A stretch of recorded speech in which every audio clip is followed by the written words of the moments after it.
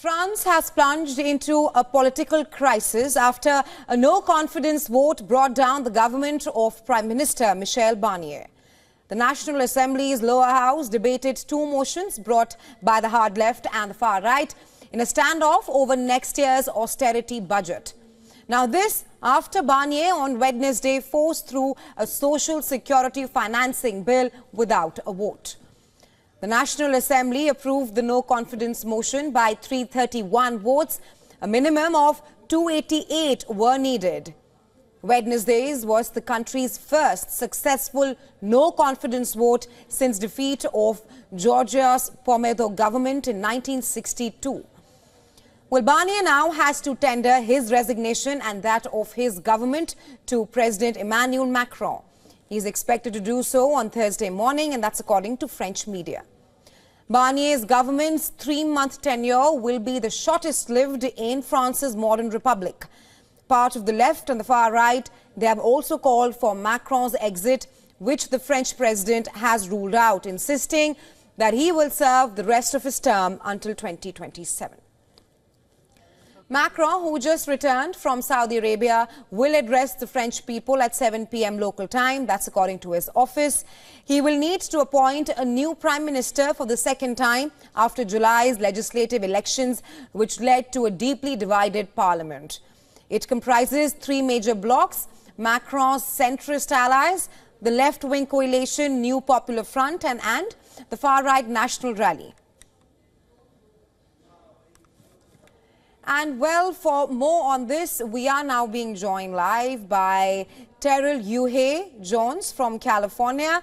He's a journalist and a lecturer at the Claremont McKenna College in California. Welcome to Newspoint. Yeah, good night, Raisha.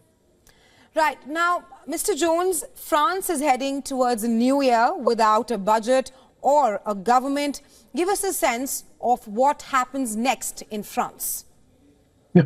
Well, I think the French people are kind of used to this because this kind of political chaos is certainly nothing new to the people of the country. Emmanuel Macron has to appoint a new prime minister. He can appoint anybody he wanted to, as he did with Michel Barnier, who was not from either the leftist alliance, which won the most number of seats in parliament in last July's election, and not from the far right either. And so the leftist coalition was quite outraged by the selection of Barnier because they legitimately thought that they should have somebody from their own party because they won the most number of seats. Macron in July was banking on the wave of elections across Europe that brought conservative governments into power and thought that he could sort of ride on those coattails, and that didn't work out. So you're exactly right. You know, what does he do next? He will appoint a new prime minister, but the same issues with the budget remain, and the uneasy, actually the rather fierce opposition, especially from the right. And so the pattern could just repeat itself, and there could be another vote of no confidence, another government collapse, and this could just keep going. Right, Mr. Jones, while France has plummeted into a political uncertainty at this point of time, talk to us more about what are the options left for Macron, because there are also growing calls for his resignation. And Macron clearly said that whatever the outcome may be, he will not resign and fulfill his term until 2027. Right, and he doesn't have to worry about re-election because he is at the end of his term limit when it comes to 2027, and so he's sort of sheltered from some actions he might take in that sense. But he has a weakened government. He's weakened on the European stage and weakened on the international stage because of this very unstable political foundation that he has, and so. Might he pick somebody as prime minister from the left to satisfy the largest bloc in parliament? That certainly would not go over well with the far right. It's led by Marine Le Pen, who has opposed him in both of the last 2 presidential elections that Macron won.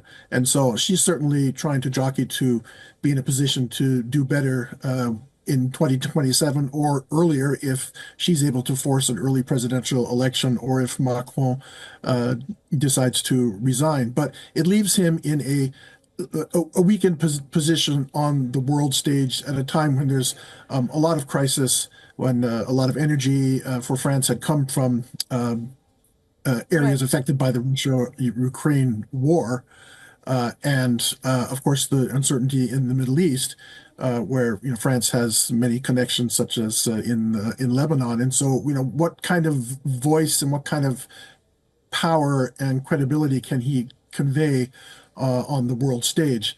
I think he's confident that he will be able to maintain that and is determined to stay in power until his term finishes in 2027. Right, Mr. Jones, just to follow up on what you said there about Marine Le Pen, do you think this uncertainty and the political chaos that has ensued in France, do you think that will pose as an opportunity for Marine Le Pen and her National Rally Party?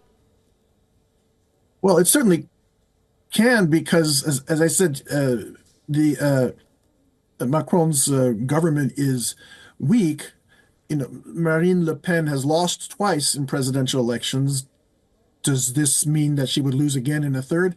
I mean, it all depends on the mood of the people of the country, but I don't think so because the wave of conservatism that has swept Europe, while it has fallen short in France, it's not yielding to a rise, a significant rise of the far right nationalist anti-immigrant group that Marine Le Pen represents. Right. Right, Mr. Jones, thank you so much for joining us on Newspoint with your insights on this. Thanks, Rahisha.